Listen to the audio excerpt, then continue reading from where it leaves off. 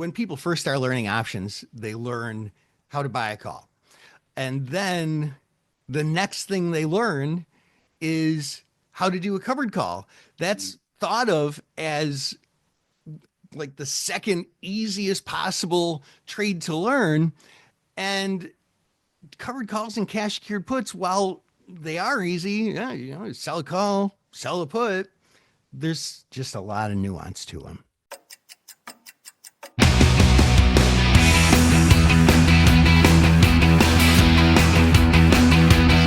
Hello, wealth builders. You're listening to Wealth Building with Options. Here's your host, Dan Passarelli. Hey, wealth building family. Welcome to episode 18, Chewing the Fat about meat and tasty chicken feet. But before we jump in today, let's talk about how you can get the most out of the Wealth Building with Options community. First, please consider sharing this podcast with like-minded people. Word of mouth is the best way to grow our community for all of us. And the more people you share ideas with and get frequency bounce back from, the more you grow as a trader. The second thing you can do is to support the show with a paid subscription. For the cost of one fancy Starbucks once a week, you'll get video extra podcast episodes and posts covering market topics and chronicling my covered calls and cash secured put trades that I'm making in my real brokerage account. Plus, you'll get access to our monthly Ask Me Anything session and much, much more. To get all this, go to my Substack at wealthbuildingwithoptions.substack.com and subscribe to the monthly or annual subscription. On today's show, we are spiraling inward closer to the core of cash secured put mastery. It's an iterative process. We talked about cash secured puts already in a way that most books or classes or podcasts talk about. But today, ladies and gentlemen, I'm going to share how they really work. This is at the level or even beyond the level of knowledge most people in my position are willing to share. And really, there's a whole lot more. But hey, like I said, it's iterative. Let's take it one show at a time. Along with covered calls, cash secured puts are the meat and potatoes of investing with options. Think about it like one of them is beef and the other is pork, or chicken or venison, or even one of those vegan-based meat products. That's like all we eat in the U.S. though, right? Like maybe turkey, we got like beef, pork, chicken, turkey, maybe lamb, maybe if you're adventurous, venison, like that's it. And then that stuff they make in the factory for vegans. I'll tell you, we don't really have a lot of meat variety in the U.S.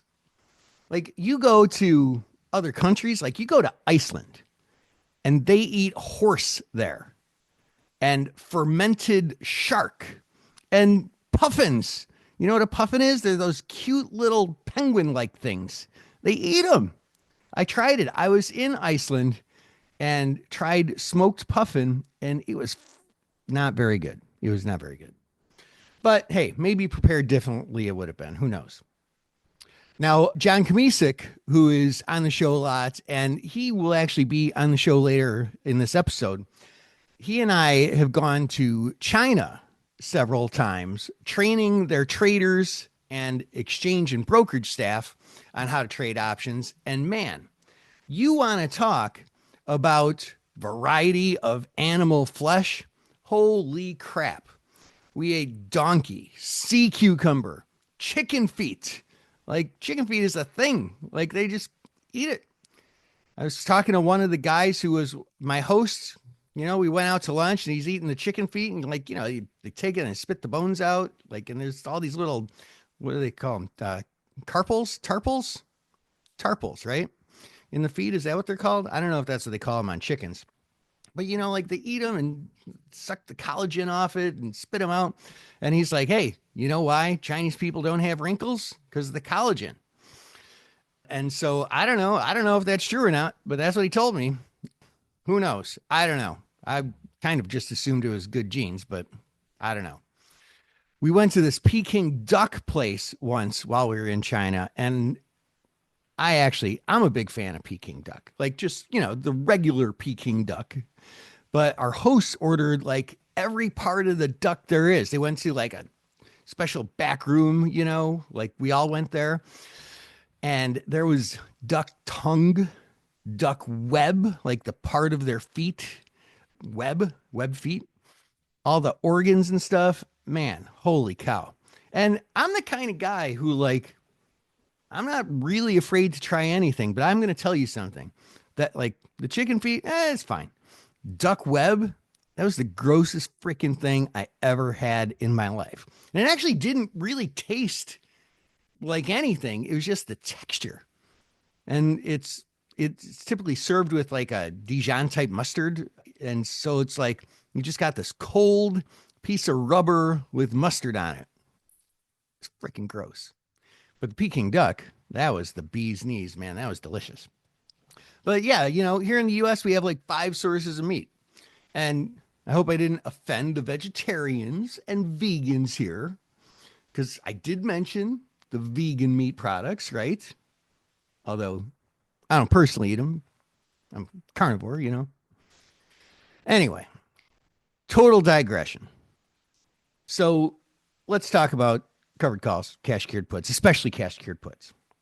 A lot of traders really struggle with cash secured puts and sometimes even squander opportunity and reject them entirely.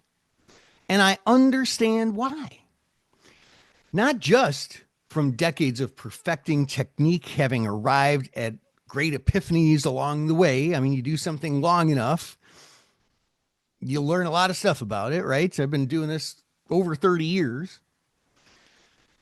But one of the reasons why, I really understand how people reject them and miss out on this great potential opportunity is that, honestly, I was a slow convert myself. I think I talked about that a couple episodes ago. And I've worked with thousands and thousands of traders over the years. And, I've got to get a firsthand look of what stands in the way of success with cash secured puts. So cash secured puts are a classic dish when it comes to options investing. But to make it work, we need a special sauce. Now, notice I didn't say secret sauce. It's not a secret, but it is indeed special. So let's get cooking. The same basic guidelines that we talked about for covered calls in episodes 15 and 16, they're basically the same ones for cash secured puts. Investors should use these key guidelines both for the skate or trade objective for selling puts. Guideline number 1, sell puts and hold reserve cash to fund assignment on non-volatile stocks or ETFs that you want to buy, or at a strike you have reason to believe the stock won't fall below. Now that, of course, depends on your trade or skate objective, respectively. If it's a stock you want to buy, you'd be doing the trade objective. If it's a stock you don't want to buy, but you think it's not going to go down to that level and you can skate on the put, that's a skate objective. Guideline number 2, only use cash secured puts on stocks above $30 a share, so the bid-ask spread or commissions don't disproportionately eat into profits. You look at an option chain trying to sell a cash secured put on like a $9 stock, and it's just disheartening. Like, you really can't do it. You can try. I mean, you can do it, but it just seldom makes sense to collect 15 cents or something and, pay $1 when you get into it and maybe a buck getting out of it, it just doesn't make sense. So my guideline is only used on stocks above $30 a share. Guideline number 3, ideally only sell the put if implied volatility is overpriced. And we'll get more into that. Guideline number 4, avoid earnings usually.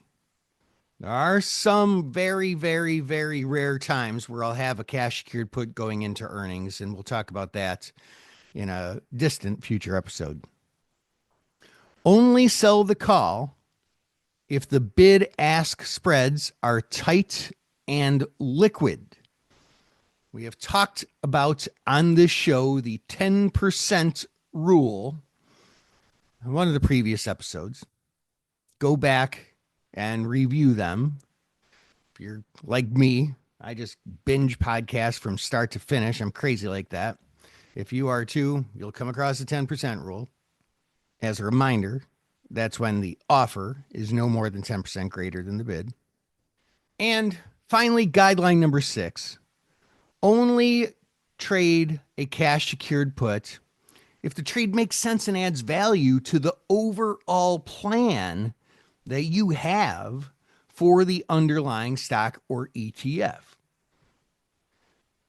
I have looked at wanting to get into a stock, looked at a cash secured put, and thought, this doesn't make sense. I'm just going to buy the stock. And there's nothing wrong with that.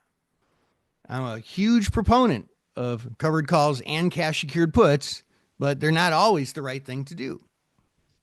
So those 6 guidelines, treat them as rules for now, and you will have a decisive advantage over the typical investor that I have encountered who attempts cash secured put selling.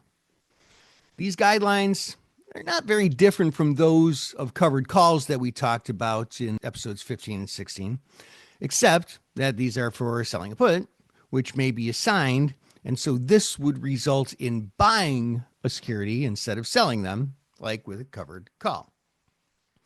In fact, the same can be said about fundamental analysis, technical analysis, volatility analysis, and the premium benefit analysis achieved using theta. As we'll discover, these things I just mentioned are very similar for covered calls and cash secured puts as well. There's just some very small differences. This episode, it's all about edge. Edge is the advantage you have as a trader, the positive expected value that you have when you make a trade. So let's start at the beginning.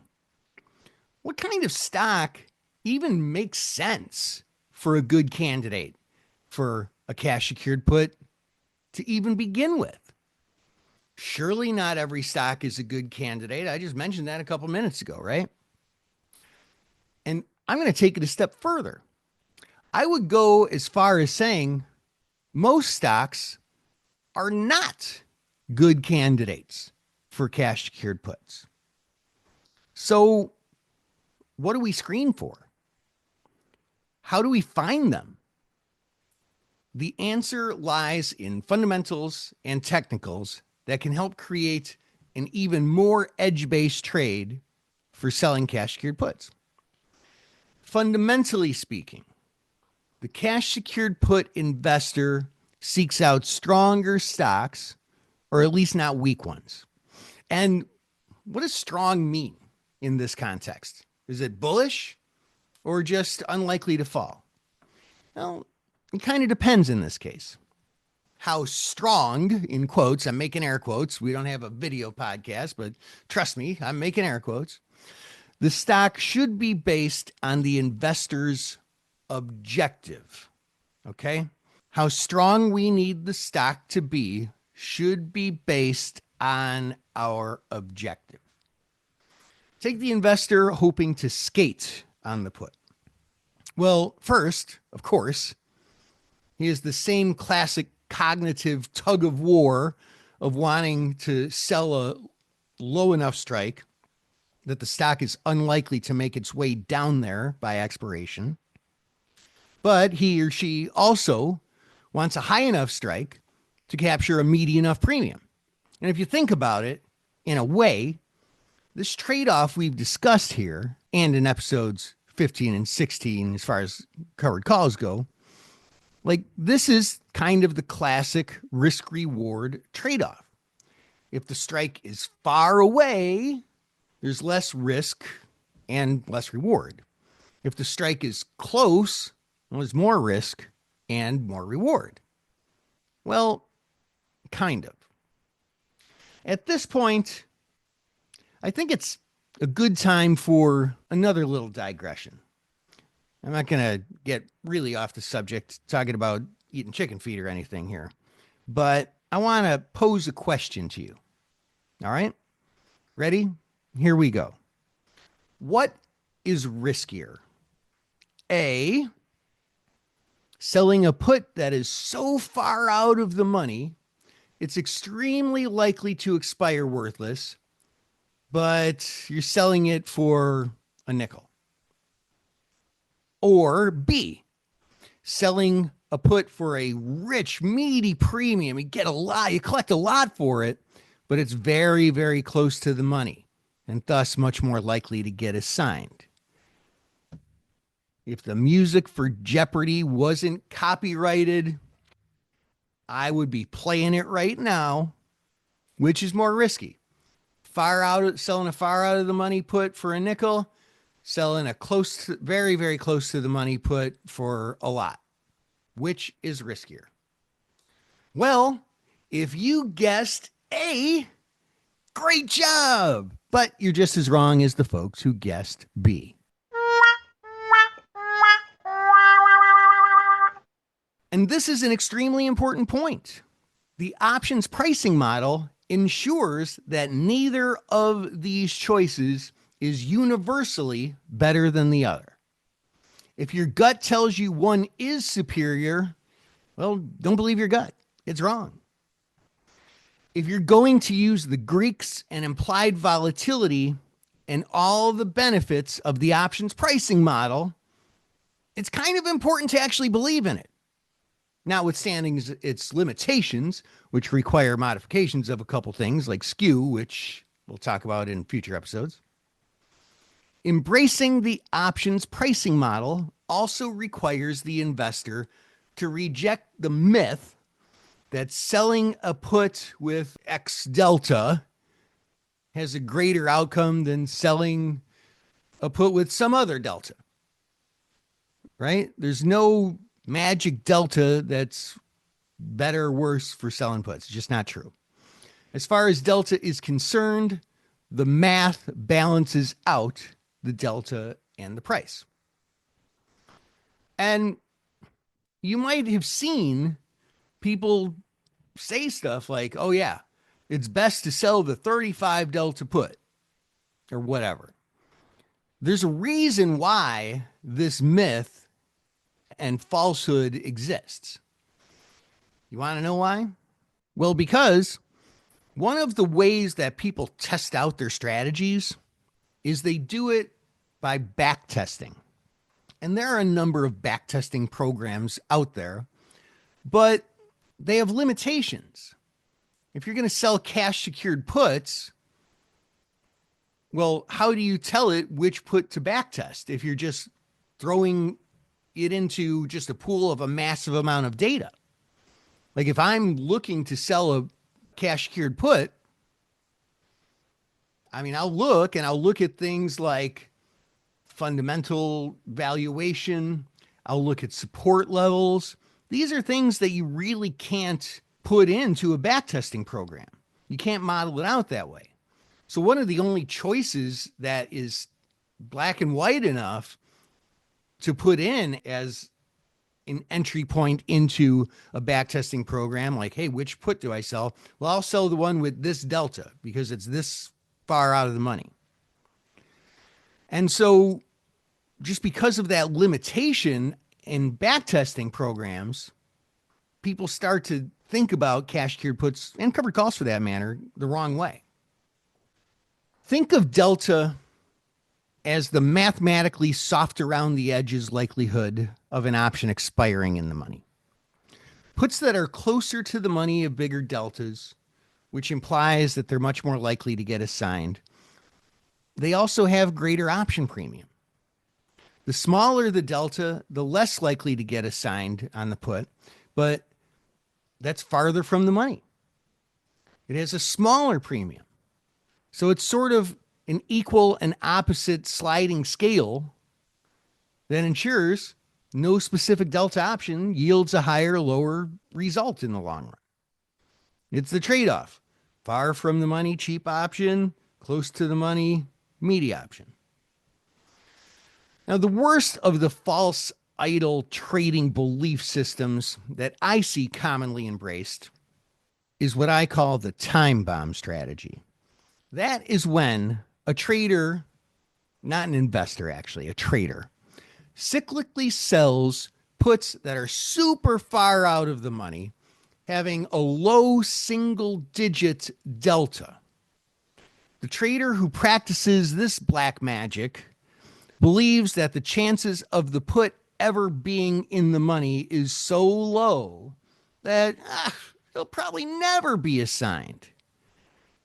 Even if this trade is done month after month after month, or week after week after week, whatever, they just figure, oh, it's so far out, it'll never get assigned. Worse yet, sometimes these traders believe that if the stock begins to fall and starts approaching the strike price, well, hey, I'll just close the trade by buying it back. If enough time passes, I could probably just scratch on the trade. Sold it at a nickel, I'll buy it back at a nickel. Boom, boom, boom. Hey, no risk. It's basically guaranteed profit. Well, that's just crazy talk. Not only does the math say that this is a false conviction, but in reality, it's actually worse than the straight math implies, as we'll explore later. I don't know if we'll get to it this episode or not when we talk about kurtosis. I have seen this movie before, spoiler alert. The way that the time bomb strategy ends up is that after weeks or months even, or hey, if the trader's lucky, years of profits with no losses. One day, the market unexpectedly gaps down overnight on like a 6 standard deviation move, and the trader gives up all those weeks or months or years of profits and probably a whole lot more. Tick, tick, tick, boom. I have seen it happen. I know a guy, I was giving an in-person presentation once. It was in Denver.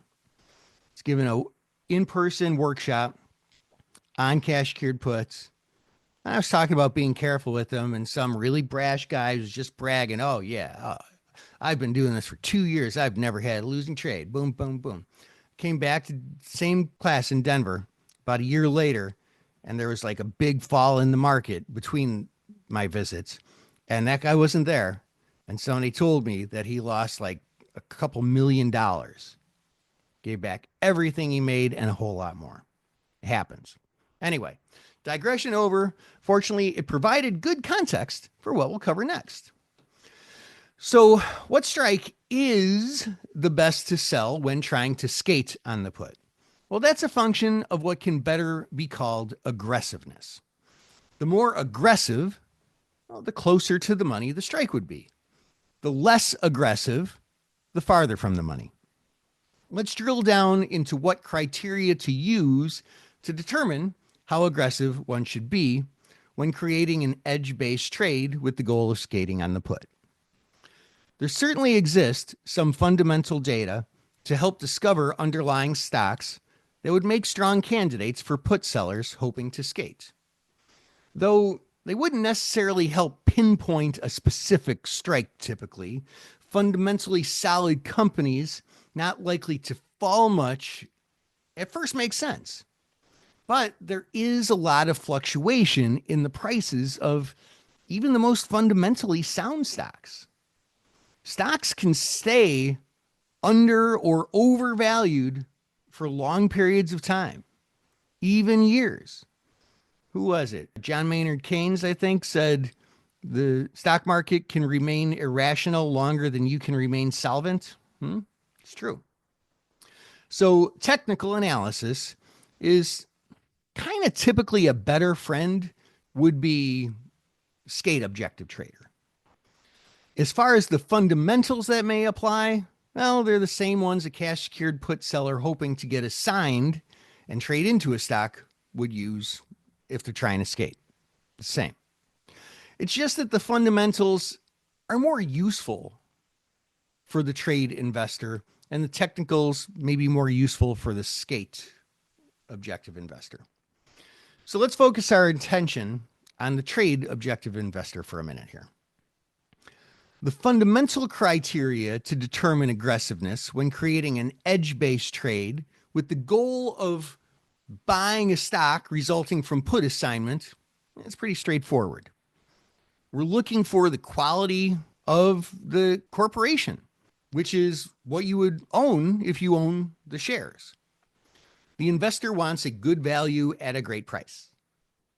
The value-conscious investor will generally be planning to hold the shares for as long as it takes until the price exceeds the value by too great a multiple or until the fundamental picture changes and gets worse, and then it's no longer a quality investment.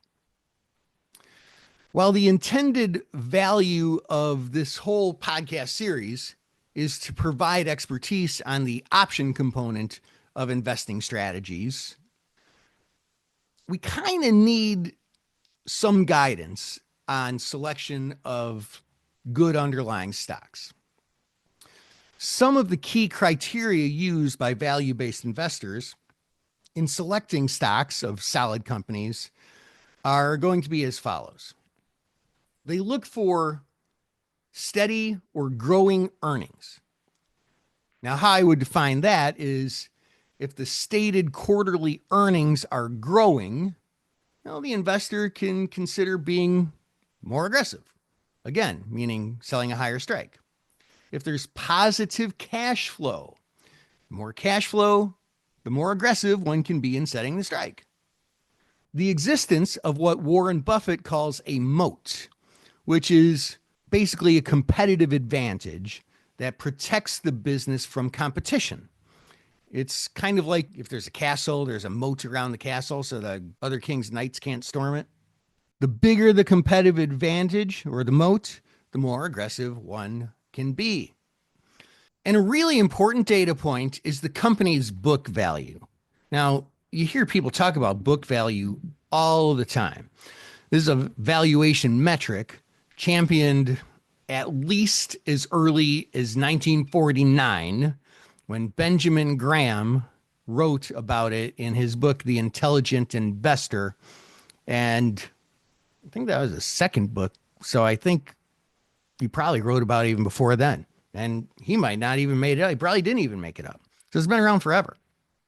Book value is what the company is worth from a pure net asset perspective.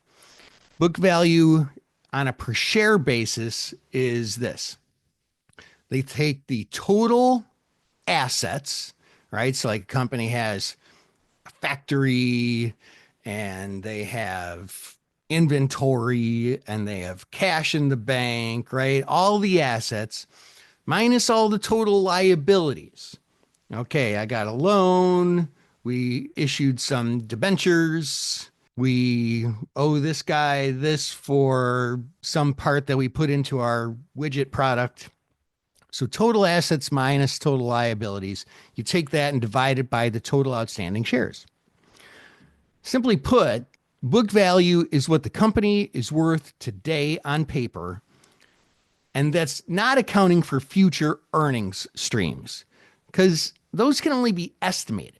We use book value for something really, really black and white, like fire everybody, sell everything, pay off all your debts. Here's the cash that I have left. Here's what it's worth. It's the shareholders' equity. Now, one issue with book value is that from an accounting standpoint, total assets is comprised of some intangible assets that can have pretty fudgy values, subjective. Things like patents. What's a patent worth? I mean, if you never sold it, you don't know what someone's willing to pay for it. You know, like they say something's worth whatever somebody's willing to pay for it. I don't know. They just say, well, we think it's worth this. Trademarks, brand value, and goodwill. Goodwill, if you are not into accounting and all that stuff, goodwill is just like all the beneficial stuff that we have because we're us. How do you value that? Well, they put a number on it. So that stuff is pretty subjective. So it'd be more conservative to use what they call tangible book value. Tangible book value is total assets minus total liabilities minus the intangible assets that are on the books, on the accounting sheet. And we take that and divide that by total earnings. So that's really, really just the hard assets. That's a more objective and reliable number. And it's another idea endorsed by Benjamin Graham, who's called the father of value investing. He's the guy. He was Warren Buffett's mentor. Now, tangible book value may still have some fluidity in its strength of its usefulness as a result of other like unknown or only somewhat known influences that might come up in the future, because it's what the value is today. And if tomorrow there's some big class action lawsuit, well, okay, now there's kind of a problem.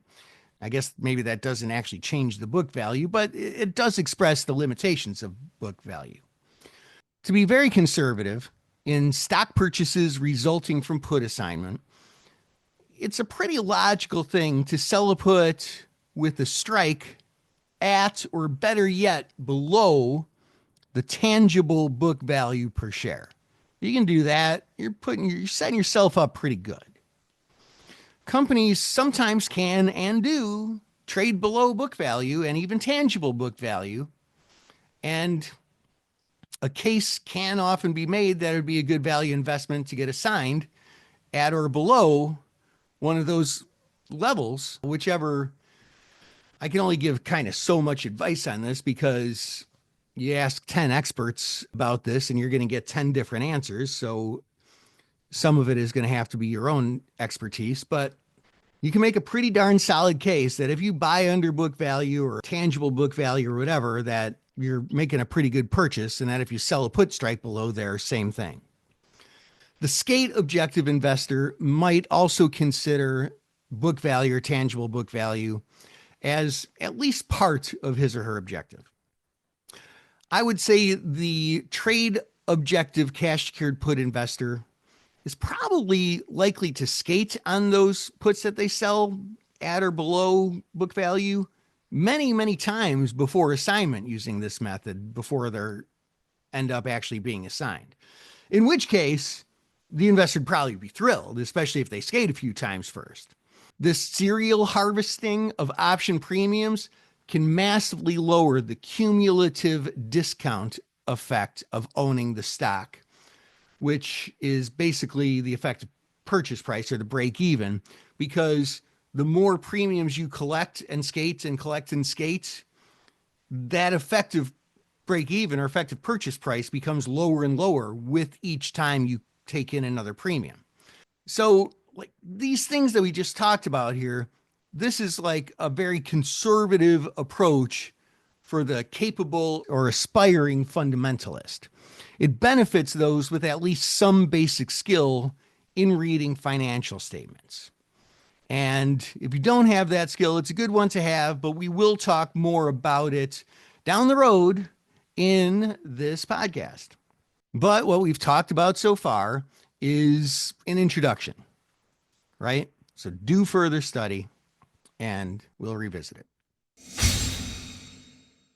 To help us talk about all of this, I want to bring on someone who has helped out hundreds, probably thousands of traders to use cash secured puts in order to trade into a stock they want to buy or to skate. He is a frequent guest and a good friend of the show. Please welcome back John Kmiecik.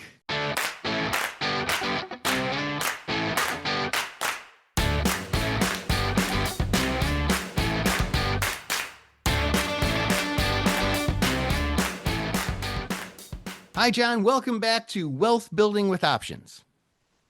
As always, an honor and a privilege to be here. So we talked about a lot of stuff. I don't know if you're listening, but one of the things that we talked about was this idea of selling. Oh, it's best to sell a 30 delta put. That's the sweet spot. That's where you get the best risk reward. That's where you're going to have more winning trades. What do you think about that? Is that a bunch of baloney or is that the real thing? Yeah, well, I've had a lot of students in the past that have kind of gone on that principle. And I don't try to, as you say, if something works, who am I to step in and try to fix it and stuff? But I also try to show them a different light on things. I know you talked about a little bit about fundamental analysis and so on and so forth. And I know probably next time we'll talk a little bit more about technical analysis, but I try to make them think a little bit outside the box if the box is the delta that they're referring to, and not just get caught up in the hype of percentages using the options traders definition of delta expiring in the money, but really just trying to open them up to a little bit more than just focusing on one thing, kind of multiple points. As you always like to teach, Dan, when you find a trade opportunity, go over several strategies and pick which one's the best, if any at all. And I think that's the same true with trying to pick a strike selection for your cash secured put. Just don't get caught up and pigeonholed and looking at the delta when there's other facets and moving parts that might be added to that or that's more important. So to me, it's something that I've dealt with personally. I don't consider that at all. And that doesn't make it better or worse. But I just wanted to open up student traders' minds that there's more than just focusing on the delta, though. Well, that was very diplomatic, John. I like to be. As I win, tails you lose. All right. So another thing we were talking about is this idea, speaking of sweet spots, is this idea of, hey, is it better to sell like a far out of the money cheapo or a very close to the money meaty option? And I mean, obviously, there's no right answer. Like one of them is not universally better than the other. But when you work with students, like in one-on-one coaching, say, or just when you talk to people who do this a lot, what do you think the most common sweet spot you see is? Do you think people tend to go closer to the money or further from the money with cash secured puts? Yeah, it's not even a question. In my experience, it's further away. There's no doubt about it. I should say rarely, but it's definitely a very, very small percentage of people that are being aggressive. You know what? Instead of just buying the shares right now, I'm going to do, at the money or a little bit out of the money. It's generally, I think we've talked about on further episodes of, sounds like a good idea at the time, but they always want to go further out of the money because even though it's set up as a cash secured put, and I try to remind them, like, this is a stock you'd like to own, right? Right. And if they agree with me, I'm like, would you buy this stock right now? I kind of always ask them that from what it's doing. And if the answer is no, then I'm like, well, maybe a cash secured put isn't right. But I think that mentality flows into their system of, yeah, be careful what you wish for, which we talked about in an earlier episode. But this is not even a question. In my experience working with these traders, it's been way out of the money, more than, sometimes multiple expirations and way out of the money. I'm like, where I have to, again, show them a different light, some different train of thought. Yeah. So if I'm picking up what you're laying down, you're expressing that maybe that's a mistake that they're making, that they often should go closer to the money. Absolutely. Yeah. I mean, just yesterday, I had a brand new one-on-one student, had our first session. He was just showing me his portfolio, and we kind of went over that and just touching base. I don't want to overwhelm him at first since it was our first session, but he was just showing me his portfolio, and they were seriously far out of the money. And and we're speaking right now, kind of the beginning of June. They were June monthly and July monthly. So it was a combination of both, that they were pretty far out of the money and going out a serious amount of expirations as well. So that's interesting. That kind of goes to the heart of what, geez, the heart of everything that I think is important when it comes to covered calls or cash secured puts, and that's your objective. Do you think, well, and just to back up and remind people, we have the skate objective and the trade objective, where the skate objective is, yeah, I want to sell this put, and boy, I hope I don't get a sign. I just get to keep the money. And the trade objective is, boy, I hope the stock goes down and I trade into this stock and I own the stock from getting a sign. Would you say, John, that a lot of people who start working with you really grasp that and understand, hey, I know what my objective is here. I want to get assigned. I want to trade into it. Or my objective is to skate and not get assigned. And I know exactly what that is. Or do they think they know and they don't? It's the last two. As we just talked about, there's no doubt they're a little bit apprehensive about it. And that's why I ask them that question. Like I said, do you really want to own shares of this stock? And a lot of times, like, I don't really know, but I think they try to give me the politically correct answer that, well, if it does come down to that level, I wouldn't mind owning it at that level, so on and so forth, whether it's based on Delta or something else.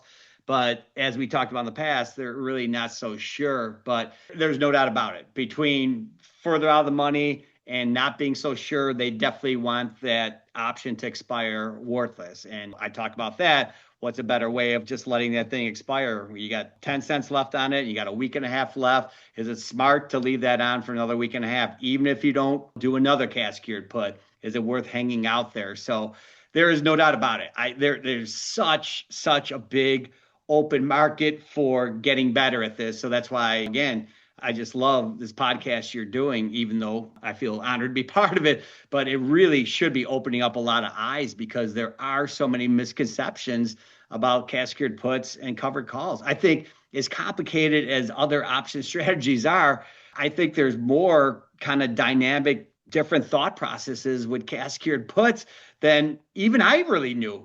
As you dive deeper into this, it's making me think. It really is interesting that it's not just buying and selling like we know options. There's so many moving parts with options, but you wouldn't think there's so many moving parts with covered calls, cash secured puts. But I'm really finding out myself through teaching and experience from others and mistakes and some improvements that can be made that there really are too. Yeah, yeah. Oh my gosh. There is a lot. I mean, I think about what we can talk about on episodes here, and gosh, man, I mean, we can do hours and hours of this.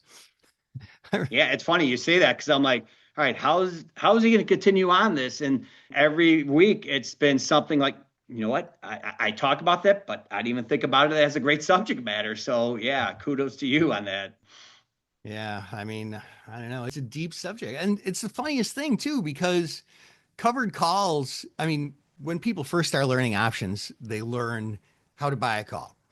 And then the next thing they learn is how to do a covered call. That's thought of as like the second easiest possible trade to learn. And covered calls and cash secured puts, while they are easy, yeah, sell a call, sell a put, there's just a lot of nuance to them. And funny because you say that, and like I had a new one-on-one student today as well, and he just told me about his option experience. I'm like, just cover calls. Like that doesn't count. Like, you know what? Anyone could do covered calls. And it just made us like, so really, I haven't traded much, just cover calls. Like waved it off. I'm like, that's trading options. Don't belittle that fact. And there's so many nuances to learn about it. Like we're talking about it too. Yeah. It's like, well, show me your IRA statement. Like, did they actually work? Because if you're thinking, oh, they're just this boring thing that's so easy, are they actually working for you? Because so many people trade them and they just don't work out because they don't have the nuance, Yeah. And then I think it is a bigger step going to cash secured puts because they do feel the pressure. And that's hence why we're talking about this ad nauseum is, because I definitely have more people on the covered call side, but But when they talk about cash secured puts, they get a little more, oh, well, I feel like a real option trader if I'm doing cash secured puts versus covered calls. It's kind of funny. Yeah, it's totally funny because I mean, I say that that's really just psychology, that they're the same. Mm-hmm. And we'll Yeah. talk about those on future episodes. But I also talked about some criteria that is used for like classic cash secured put trading. And I listed them out earlier, like 6 of them. Basically, we look for non-volatile stocks or ETFs above $30 a share. IV is overpriced, avoid earnings, tight bid ask, and just think big picture. Does this actually add value to what I'm trying to do? Are there other things that come into play that I missed here?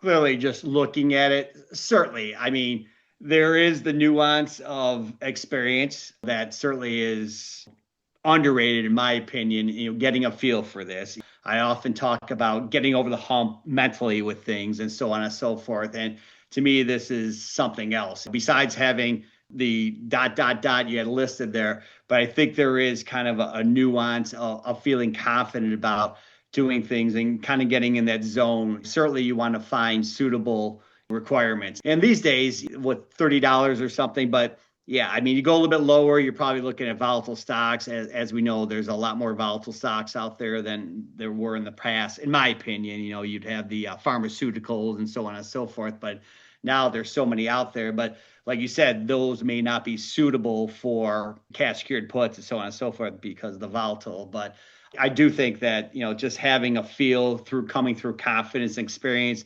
And of course, I'm never going to forget to bring this up, right? Part of your trading plan is just a huge part of that too. Following that.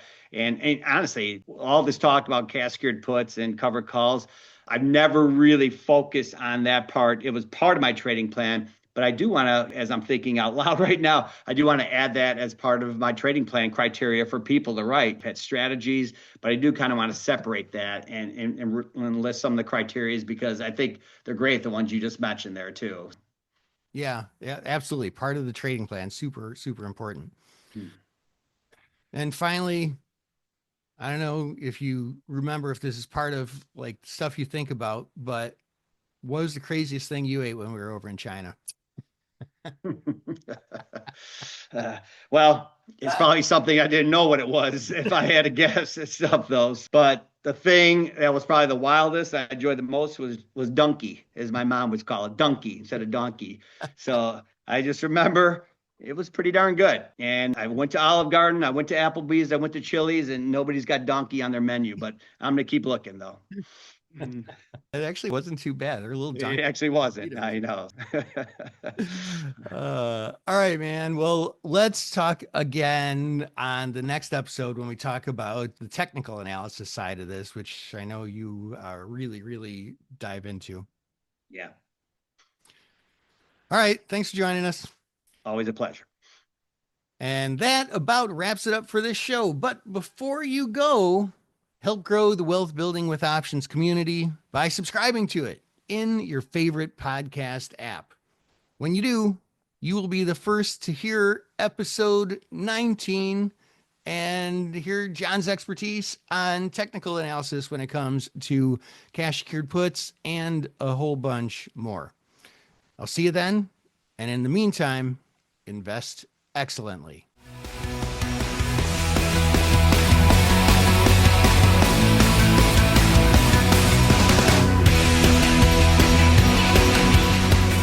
Options involve risk and are not suitable for all investors. Before buying or selling an option, read characteristics and risks of standardized options. A link is provided in the show notes. To learn more about your host, Dan Passarelli, please visit markettaker.com.